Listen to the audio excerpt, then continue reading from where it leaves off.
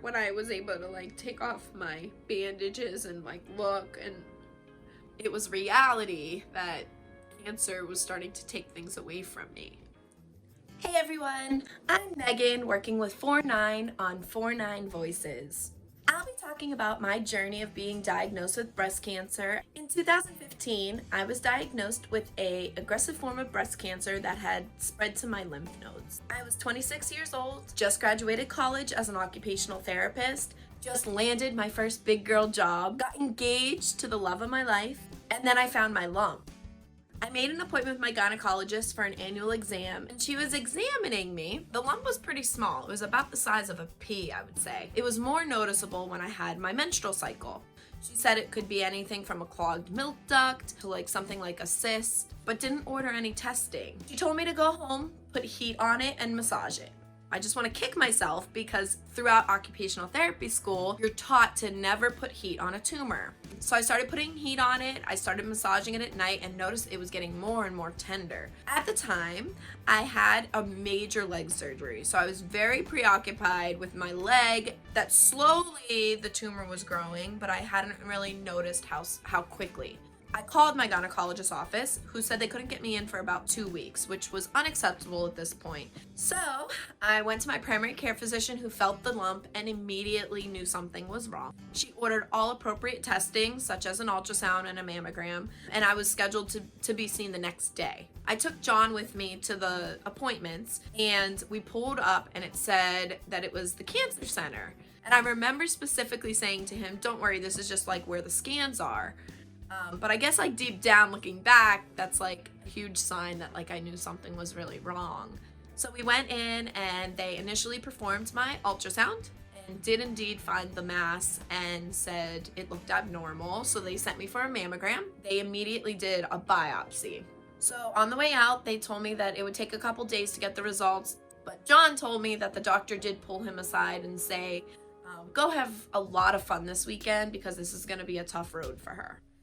He knew and had to carry that guilt with him before I knew. It was in October. I was diagnosed in Breast Cancer Awareness Month, and I received the call. The doctor on the other line said, "I have good news and bad news. The bad news is that you have cancer, but the good news is there are many treatments and we should be able to fight this thing." At that point and hearing those words, "you have cancer," it was mind-blowing. Basically, my whole life changed that day. I actually broke the news to my whole family through a text message of 3 words: "I have cancer." They still want to kill me for that, by the way. John was at home after he received my text message. I just remember crying. I found out in the next couple of days and through ongoing testing that I would indeed need chemotherapy because it had spread to my lymph nodes. I would need a bilateral mastectomy. The very first thing that I did was I had an egg retrieval to help preserve my chances of fertility. Like I said, I was engaged at the time. Our wedding was planned for the following September, and we knew that we wanted a family. That was one of my lifelong dreams, was to be a mom. I was wedding planning before all this. Like, we were supposed to get married. So I had my wedding dress already. I remember sitting in the car with my mom and my sisters, and they said, "Well, why don't we just have a wedding? Why don't you just get married?" And I remember not wanting to jump into anything because I felt like I would be a burden on John. But after talking to him, he wanted to marry me still.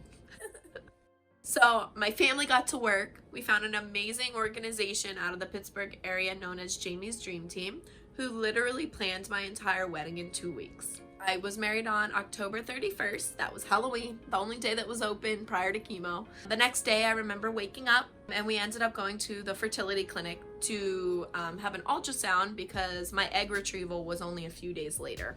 Then started chemo the following week. I did not have a complete response to chemotherapy. I had about 12 rounds of chemo altogether, but my tumor just basically looked like Swiss cheese. It was working, but didn't work entirely. I ended up undergoing a double mastectomy, non-nipple sparing. I remember going in for my double mastectomy, and my biggest fear was dying. I didn't want to leave my family. I was 26 years old.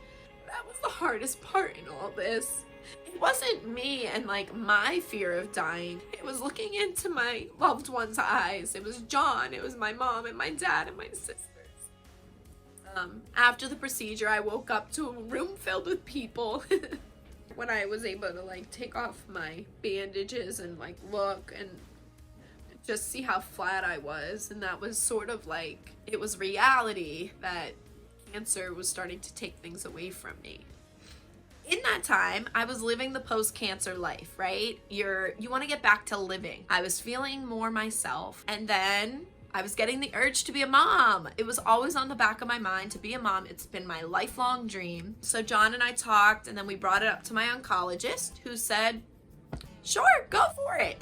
Try naturally for 6 months, see what happens. 6 months to the day, I'm not even exaggerating, I got my first menstrual cycle. And it was like a sign from the gods that my body was working. So, January of 2018, I realized that I didn't get my cycle back. So I went in for blood work, and they called me back and were like, we need to do more blood work. And I'm like, is everything okay? And they're like, everything's fine, but it kind of appears that you're pregnant. A week out of surgery, they're telling me that I'm pregnant. It was my dream come true.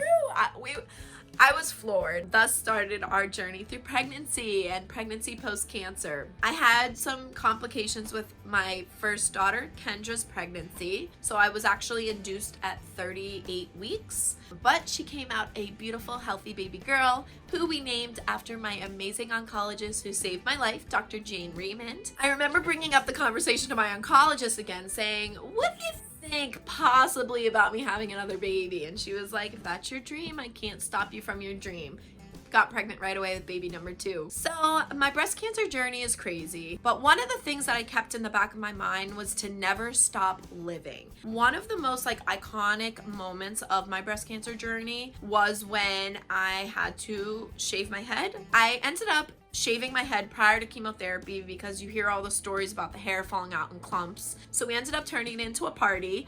We recorded me shaving my head, and then my sister ended up having my hair turned into a wig for me. When I was first diagnosed, a lot of my friends wanted to support me with fundraisers and things. So I remember sitting down, I'm like, what can my slogan be? So I came up with a slogan to sparkle on. It's really crazy because when I was bald going through chemo, I would go out without my wig on or without a hat on, and people would stop me and say, you look, this brings tears to my eyes. They would stop me and they would say, you look beautiful. Like, cancer would not be as difficult as it is if it didn't take your outside appearance away from you. That was the moment and the turn in my cancer journey that I realized that beauty is truly from within. My slogan of to sparkle on was really more than just me liking pink and sparkles. To sparkle on to me was my sparkle from the inside coming to the outside. Having my kids has been the absolute biggest blessing of my entire life. Having cancer and then having kids just makes it all that more special.